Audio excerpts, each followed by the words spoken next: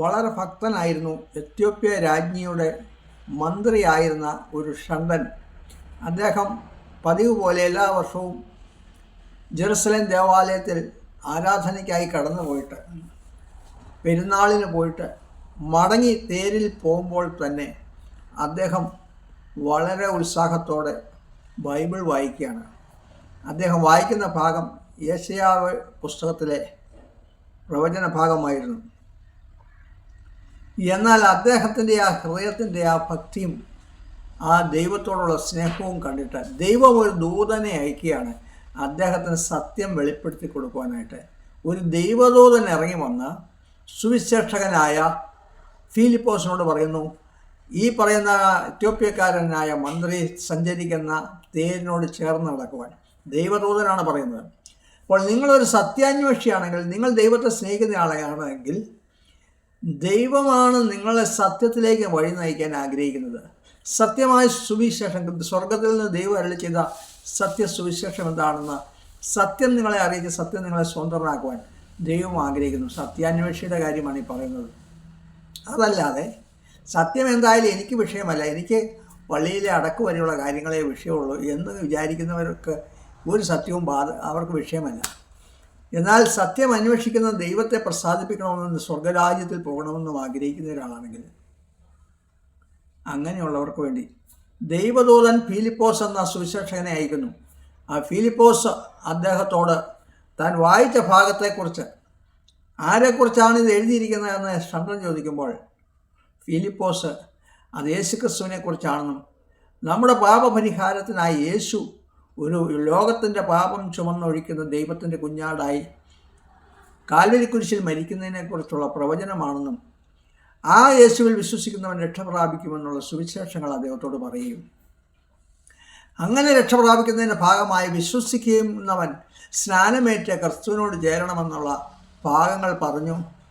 അപ്പോഴാണ് ഷണ്ടൻ ഒരു ചോദിക്കുന്ന കാര്യം, ഒരു വെള്ളമുള്ള ഒരു സ്ഥലത്ത് വന്നപ്പോൾ ഷണ്ടൻ ആ തേരിലിരുന്നുകൊണ്ട് ചോദിക്കുകയാണ്, ഇതാണ് വെള്ളം, സ്നാനമേൽക്കുന്നതിന് എന്ത് തടസ്സം? ഒരു കപ്പിനകത്ത് അല്ലെ ഒരു കുപ്പിക്കകത്തോ ഷണ്ടൻ ആ മന്ത്രിക്ക് തേരിനകത്ത് വെള്ളം കുടിക്കാൻ അതിന് അത്യാവശ്യ കാര്യങ്ങൾക്ക് വെള്ളം ഇല്ലാഞ്ഞിട്ടല്ല, തളിക്കാനാണെങ്കിൽ തേരിനകത്ത് തന്നെ വെള്ളം കാണും. എന്നാൽ അതല്ല, ഒരു ജലാശയത്തിന് അടുത്തെത്തിയപ്പോഴാണ് ഷണ്ടൻ ചോദിക്കുന്നത്, ഇത് വെള്ളം, ബാപ്റ്റിസം അഥവാ മുഴുകൽ സ്നാനം, ദൈവത്തിൻ്റെ കൽപ്പനയായ യേശുക്രിസ്തുവും അപ്പോസ്തലന്മാരും കാണിച്ച യേശു യോർദാൻ നദിയിൽ സ്നാനമേറ്റ മുഴുകൽ സ്നാനമാണ് രക്ഷയ്ക്കുള്ള സ്നാനം. പള്ളി ചേരാനായിട്ടുള്ള കാര്യമല്ല, നിത്യരക്ഷയ്ക്കായി സ്വർഗത്തിൽ നിന്ന് ദൈവം അരുളി ചെയ്ത കാര്യം. അപ്പോൾ ആ ഷണ്ടനെ സംബന്ധിച്ചിടത്തോളം ഏതു വിധേനയും ദൈവത്തിൻ്റെ ഇഷ്ടം ചെയ്യാനുള്ളതാണ്. അപ്പോൾ അദ്ദേഹം ഇത് അറിഞ്ഞു കഴിഞ്ഞപ്പോൾ, ഇതാണ് സത്യമെന്ന് അറിഞ്ഞപ്പോൾ അദ്ദേഹം ഉടനെ ചോദിക്കുന്നു, ആ വെള്ളമുള്ള സ്ഥലത്തെത്തിയപ്പോൾ, ഇതാ വെള്ളം, ഞാൻ സ്നാനമേൽക്കുന്നതിന് എന്ത് തടസ്സം? എന്തെങ്കിലും തടസ്സമുണ്ടോയെന്ന് അത്രയ്ക്ക് വ്യഗ്രതയോടെയാണ് അദ്ദേഹം ചോദിക്കുന്നത്. അപ്പോൾ സുവിശേഷകനായ ഫിലിപ്പോസ് പറയുന്നത് ശ്രദ്ധിക്കുക, നീ പൂർണ്ണ ഹൃദയത്തോടെ വിശ്വസിക്കുന്നുവെങ്കിൽ സ്നാനമേൽക്കാം. ചോദ്യം എന്താണ്? വെള്ളമുണ്ട്, ഞാൻ തയ്യാറാണ്, എന്തെങ്കിലും തടസ്സമുണ്ടോ? അപ്പോൾ ഫിലിപ്പോസിൻ്റെ എക്സ്പ്ലനേഷൻ ഇതാണ്, സ്നാനമേൽക്കുന്നതിന് നീ തയ്യാറാണെങ്കിൽ ഒരു കാര്യം മതി, യേശുക്രിസ്തുവിൽ പൂർണ്ണ ഹൃദയത്തോടെ നീ വിശ്വസിക്കുന്നുവെങ്കിൽ. അപ്പോൾ ഷണ്ടൻ പറയുന്നു, I believe that Jesus Christ is the son of God, യേശുക്രിസ്തു ദൈവപുത്രനെന്ന് ഞാൻ വിശ്വസിക്കുന്നു. അപ്പോഴാണ് രണ്ടുപേരും, തേരിൽ സഞ്ചരിച്ചുകൊണ്ടിരുന്ന ഷണ്ടനും ഫിലിപ്പോസും രണ്ടുപേരും വെള്ളത്തിലിറങ്ങി. ഫിലിപ്പോസ് ഷണ്ടനെ സ്നാനം കൊടുത്തു.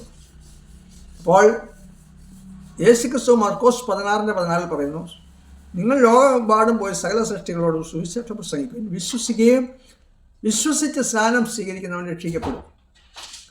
അപ്പോൾ വിശ്വസിക്കുകയും സ്നാനമേൽക്കുകയും ചെയ്യുന്നവനാണ് രക്ഷിക്കപ്പെടുന്നത്.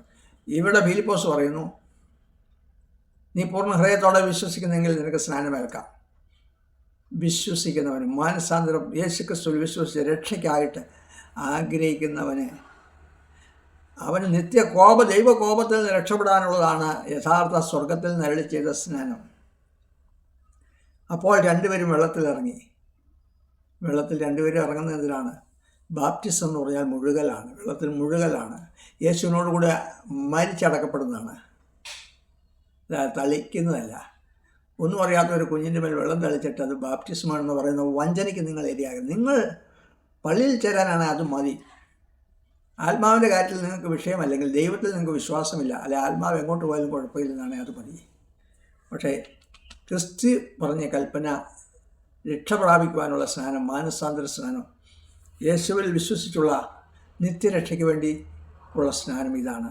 വിശ്വസിക്കുന്നവൻ വെള്ളത്തിൽ മുങ്ങി സ്നാനം സ്വീകരിക്കുക. അതിന് 2 ഉദാഹരണമാണ് ദൈവവചനത്തിൽ യേശുക്രിസ്തു പറഞ്ഞതും സുവിശേഷകനായ ഫിലിപ്പോസ് പറഞ്ഞതും കാണിച്ചതും.